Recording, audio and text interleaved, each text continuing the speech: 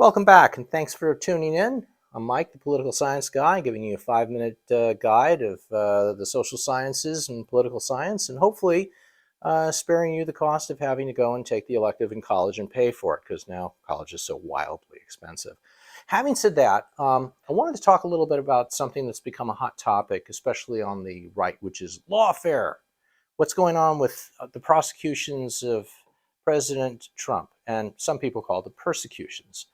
Now, when the party that is being prosecuted slash persecuted claims lawfare, you have to go back and say, well, when did this really kind of sort of start?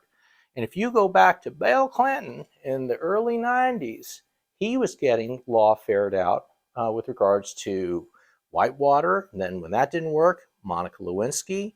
And if you want to go back before him, you can go to Richard Nixon, and he was getting it on Watergate, which, of course, that did bear fruit, and he was out. The point of the matter is that that's an example of the springs being taken out of the teeter-totter, and ultimately what happens is one side says, we're going to get rid of you entirely. And then you go to Trump in 2016, and he's having his followers chant, lock her up. And in the great debate that he had with Hillary, said, you'd be in jail. These sorts of things set the temperature for how the other side's going to react. And I remember I met Adam Schiff in it was like the Christmas gathering at our community event back in 2016. And I'm not of his ilk, but he and I were chatting, and he said, we got demagogued pretty good. And that was right after Trump had won. And I said, hey, you guys got to move to the center, elect a Midwestern Democrat. And he went, yeah, I know. And I said, someone like Dick Gephardt. He goes, yeah, he's gone. That and a lot of the other centrist Democrats were gone. A lot of the centrist Republicans were exiting the scene too. And so the thing of the matter is that Trump gets inaugurated, and there's a massive protest out at the Lincoln Memorial that just spans on and on and on. And he is harangued all the way through his term. So how much of this is because he got free advertising to threaten lawfare, and how much of the lawfare that he is experiencing now is a reaction to what he did? So as we hopefully step back from the cliff, we'll be in a spot where we can recognize that, hey, this stuff isn't good for anybody. We don't want to have riots every time someone's elected to office.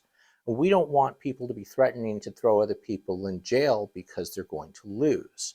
That's a perfect example of a teeter-totter without springs.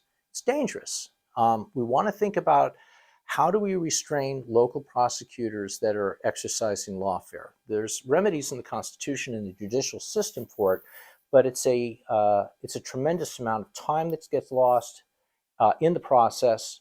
And in politics, a lot of times, timing is everything. If you can knock somebody out of a race because of timing, for example, all of this stuff is seen by the public very cynically. And you don't want the public to become terribly cynic, because if they do, it's very likely that they're not going to show up and vote for you. So ultimately, in the big picture, what you're hopefully looking for is an ability to ratchet down and reintroduce civility into the discourse. And as much as I'm not of Biden's ilk, the man sat in his basement in 2020, and in as much as he did almost nothing, like it was 1900 and he was McKinley, it was an effective campaign. Subsequently, I would say that, the free advertising of being bombastic has tremendous costs to it on the back end. I think it ruined Trump's first presidency. If he gets a second, we'll see if he behaves differently.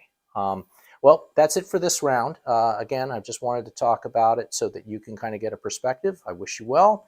Please like and subscribe and share. Have a great day.